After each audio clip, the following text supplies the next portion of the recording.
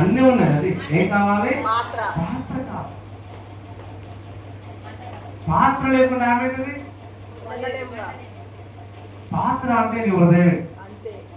ఏ పాత్ర అంటే అన్నీ ఉన్నాయి నీకు. పాటలు ఉన్నవి, ప్రార్థన ఉన్నవి, ఏంది దేవునికి ఇచ్చే మనసు ఉంది, పని చేసే మనసు ఉంది, అన్ని మనసులు ఉన్నాయి. కానీ హృదయం అనే పాత్ర సరిగా లేదనుకోండి, ఏమైపోతాం మనము? అన్ని ఉన్నాయి అది వ్యర్థమే. అందుకని ఏం చేయాలి? దావీదు మహారాజు, భక్తుడు దావీదు మహారాజు పాపము చేసి, ఏం చేసి? పాపము చేసి దేవునికి ప్రసన్నత, దేవుని యొక్క ప్రత్యక్షత, దేవుని యొక్క సన్నిధి, దేవుని యొక్క అనుభవము, దేవుని యొక్క ఆత్మ కోల్పోయిన తర్వాత అతడు ప్రార్థన చేస్తున్నాడు. హల్లెలూయా. ఏం కోల్పోయిన తర్వాత? ప్రసన్నత కోల్పోయిన తర్వాత, దేవుని యొక్క ప్రత్యక్షత కోల్పోయిన తర్వాత, దేవుని యొక్క ఆత్మ కోల్పోయిన తర్వాత తిరిగి ఆయన దేవునికి వచ్చాడు. హల్లెలూయా. నువ్వు చెప్పాము శిలువ మీద మాటల్లో కాకుండా ముందు శిలువకు కారణాలు వ్యక్తులు ఎవరు అని కొంతమంది గురించి మనం పరిచయం చేసుకున్నాము. పేతురు పడిపోయిన పేతురు గురించి మనం జ్ఞాపకం చేసుకున్నాం. పేతురు ఎక్కడ పడిపోయాడు? అబద్ధాల్లో పడిపోయాడు అతడు.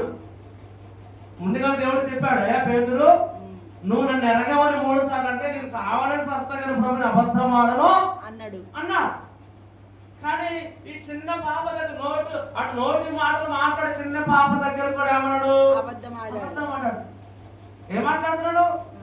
నేను కాదు, వంకాడు. మరి ఎలా తిరిగి పేతురు దేవుడు నిలబడ్డాడు అంటే పడిపోయిన వాడు, బలహీనమైన వాడు తిరిగి ఏం చేయాలి? బలము పొందుకోవాలి. ఇప్పుడు చిన్న పాప పడుతూ ఏం చేసే వల్ల లేవడానికి ప్రయత్నం. ఇందాక చూస్తున్నాను, ఆ రాయి మీద చేతులు పెట్టి కాలు పెట్టి ఎక్కడ చూస్తుంది రాయి. కూర్చుంది బాగానే ఉంది, ఏం చేస్తుంది?